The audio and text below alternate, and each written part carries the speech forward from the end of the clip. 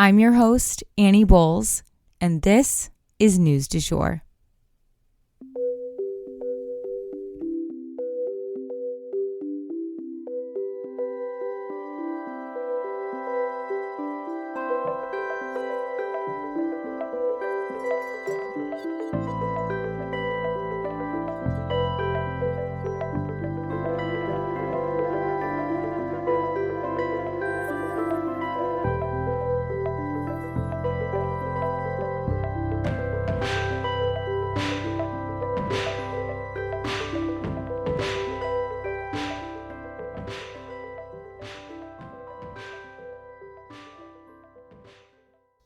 Hey, you guys, and welcome back to the News du Jour, a calmer space to consume the news.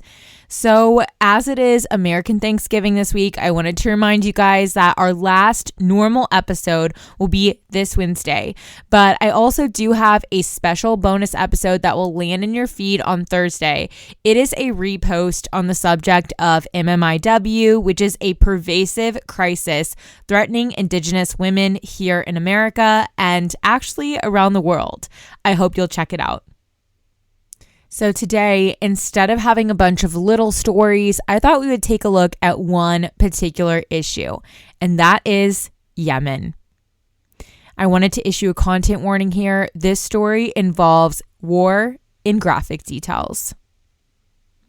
So today was a very slow news day, so I thought we would take it as a chance to really dive deep into a conflict that has been ongoing for years now and has been more deadly, especially for children, than even the conflict in Gaza, which Yemen is also trying to step into as well. So over in Yemen, there are two main groups that you need to know about in order to understand this conflict. The first group is the Houthis, and they are known also as Houthi rebels. They are trying to overthrow the government. They are primarily Shia, which is a Muslim sect. Their actual mission statement, much like that of Iran and Hamas and Al-Qaeda, which they were once aligned with, is death to America and death to Jews. Number two, the coalition. So this is the other group, and they're essentially the Yemeni government, but they are propped up by a Saudi coalition, which is why they are called the coalition. If left to their own devices, they may no longer be in charge of the country. The Houthis maybe would have overthrown them by now, but they are backed again by powerful allies in the Saudis. They also have been propped up by the UAE in the past, and we will definitely get into that in this episode. So, how did this all get started? Well, in order to answer that, we would have to take you back to 1990. Really, we could go back even further than that, but I think this will give us enough of an overview to understand what's going on today. In 1990, North and South of Yemen were becoming one unified state, according to Al Jazeera. The leader was a man by the name of President Ali Abdullah Saleh. A civil war then broke out in 1994, 4 years later. 7 different wars continued to break out through the early 2000s. Then, in 2011, there was the Arab Spring. If you guys remember, unfortunately, these protests allowed for Al-Qaeda to wiggle its way into Yemen and other areas throughout the Arabian Peninsula. At this point, Saleh's time is up. His rule has been completely undermined by the new sentiments in the country, so he steps down and an interim president is elected. Then in 2013 to 2014, Al-Qaeda staged attacks across the country.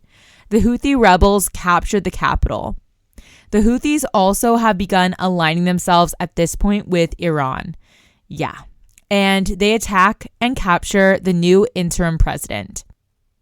So at that point, the Saudis come in and intervene in March of 2015. They stabilized the government, but tensions were still extremely high. Al-Qaeda and the Houthis set up a mini-state around an area known as Mukalla. But the Arab United Arab Emirates also intervened and tried to help stabilize the government in Yemen. They fought al-Qaeda and defeated them, ending their rule in Yemen once and for all. But that didn't end the sentiments among the Houthis. In fact, it may have made them worse and made the Houthis more angry. But with all of these wars raging in the country, the average person was not taken care of, as you can imagine. Wartime is not a time that people are having their needs met, right? They were hungry, they were impoverished, and feeling defeated no matter who was in power. In 2018, peace talks were held in Sweden. According to Al Jazeera, prisoner swaps went down and there were withdrawals from certain areas and more sort of handshaking. For the time being, it seemed to be settling down and there were about 2 years of peace. But then, when one side failed to withdraw from a key area that they had agreed on, violence breaks out yet again. And we're right back to the starting point.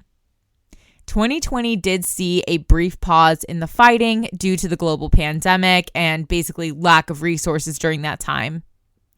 Previously, the U.S. had been helping on the coalition side of things, trying to help stabilize the government. The Houthis had been designated as a terrorist organization by the U.S. due to their relationship with Iran, Hamas, al-Qaeda, and their declaration of death to America and death to all Jews. But President Biden actually revoked that designation recently in order to try and build bridges and really find lasting peace for this area. He also stopped his support for the coalition government as it was discovered that they were making offensive attacks rather than just defending their government. And long story short, he again wanted to try and build bridges and try and find a way for there to be lasting peace in Yemen. The UN and the US then sent in special envoys to try and stabilize the area. Yemen was then designated as the worst humanitarian crisis in the world by the United Nations. In 2022, the Houthis attack the United Arab Emirates and the coalition strikes back. And that brings us to 2023 when Yemen's Houthi rebels, as we mentioned, have a mission to eradicate all Jews in the world. So seeing the conflict break out in Gaza was a perfect invitation for them to begin shooting missiles and attacking with drones in Israel at a time when the US, frankly, has bigger fish to fry.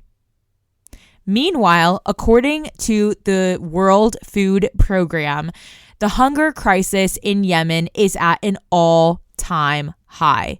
Completely unprecedented. And this is such a classic, example of a government having enough money for bullets, but not enough money for rice. It's absolutely unacceptable that a country would be fueling wars and not fueling its own people. Again, according to the World Food Program, 17 million people in Yemen, 17 million, are food insecure. 3.5 million pregnant or breastfeeding women and children under 5 are suffering from acute malnutrition. That is 3.5 million people there. According to UNICEF, between 2015 and 2022, 11,019 children have been killed or maimed due to this conflict. Sexual violence against women and children is rampant, but there are not reliable numbers on this, as it is obviously a shameful subject culturally in Yemen or globally for that matter. But I tried to find statistics on that and they're just really hard to come by. But suffice it to say, every major, humanitarian group is saying that sexual violence is rampant. According to Human Rights Watch, 17.8 million people do not have access to safe drinking water. According to the Coalition Against Arms Trade, since the start of the war in 2015, 377,000 people, I'm going to repeat that. 377,000 people have died as a direct and indirect result of this fighting. And just to clarify what that means real quick, direct might be somebody, getting shot in the war. But indirect might be someone starving because there are not enough resources due to the war. So if the war wasn't going on, they'd be alive. So 377,000 people, just mind-blowing. And what is so tragic is also the fact that nobody's covering this. Very few people are talking about this. And what is additionally tragic is that both sides of this conflict, the coalition and the Houthis, are blocking aid coming into this country. This is happening for a variety of reasons, both bureaucratic as well as like logistic. For example, they're having to block certain passageways in the sea. Things of that nature would be like a logistic. Bureaucratic might be like, we don't have money, sort of paper pushing reasons. But there are reasons that both sides of the conflict, again, are blocking aid organizations from coming in and helping their people who are starving by the millions. But this crisis is spinning out of control because both sides are clearly forcing it to. This is also a part of the larger context for what is going on in Israel. But the conflict in Yemen blows what's going on in Israel and Gaza out of the water in terms of pure numbers. And yet you'll only hear a fraction of the conversation and press covering Yemen that are covering the conflict with Israel. And I think discrimination is at play here in more than one direction. I definitely think anti-Semitism plays a role in how distressed people get about Israel. But I also think Yemeni people are Black. And I think that somehow causes this conflict to be swept under the rug. I'd love to hear your thoughts on why Yemen isn't as a hot button of an issue. Definitely feel free to reach out over social media or, any links in our show notes. I have my email address there. Anyway, I really appreciate you guys listening, and I hope you will share this episode with someone who doesn't know about this conflict, or share it on your social media to help educate people on this ongoing crisis that has definitely been kept quiet. And that is the news du jour.